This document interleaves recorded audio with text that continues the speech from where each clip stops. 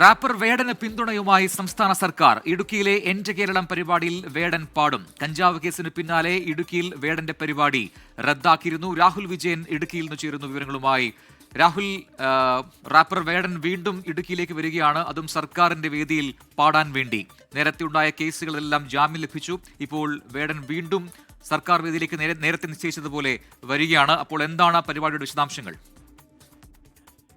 പ്രജിൻ, വേടന് സർക്കാർ പിന്തുണ ഒന്നുകൂടി ഉറപ്പിക്കുകയാണ് ഈ പരിപാടിയിലൂടെ ലക്ഷ്യം വെക്കുക എന്നുള്ളതാണ് നമുക്ക് മനസ്സിലാക്കാൻ കഴിയുന്നത്. കാരണം 29-നായിരുന്നു എന്റെ കേരളം പരിപാടിയിൽ ഇടുക്കിയിൽ വേടന്റെ റാപ്പ് ഷോ നടക്കേണ്ടിയിരുന്നത്. 28-ന് കഞ്ചാവുമായി ഈ വേടനെ പിടികൂടിയതിന് പിന്നാലെ ആ പരിപാടി ഒഴിവാക്കുകയായിരുന്നു. പിന്നീട് അതിന് പിന്നാലെ വന്ന പുലിപ്പല്ല് ഉൾപ്പെടെയുള്ള വിവാദങ്ങൾ, അതിൽ വനം വകുപ്പെടുത്ത കേസ്, അതിന് പിന്നാലെ ഉണ്ടായ വലിയ വിമർശനങ്ങളൊക്കെ വലിയ തരത്തിൽ വേടനെ പിന്തുണച്ചുകൊണ്ട് ഒരുപാട് പേരെ ഇങ്ങോട്ടേക്ക് കൊണ്ടുവരും, വേടന് പിന്തുണയുമായി വരുന്നതിന് വഴിയൊരുക്കുകയും ചെയ്തു. എന്തായാലും ആ പിന്തുണയൊക്കെ കണക്കാക്കിക്കൊണ്ടാണ് വേടന് വീണ്ടും വേദി ഒരുക്കാൻ സർക്കാർ തീരുമാനിച്ചിരിക്കുന്നത് എന്നുള്ളതാണ് ഏറ്റവും പ്രധാനപ്പെട്ട കാര്യം.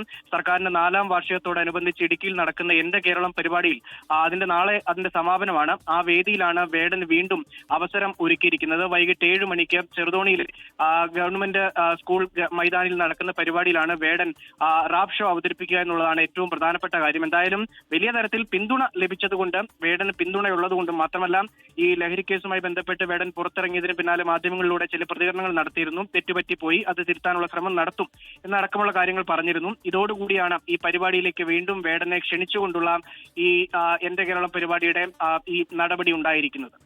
യെസ്, രാഹുൽ വിജയനാണ് ഇടുക്കിയിൽ വിശദാംശങ്ങൾ നൽകിയത്.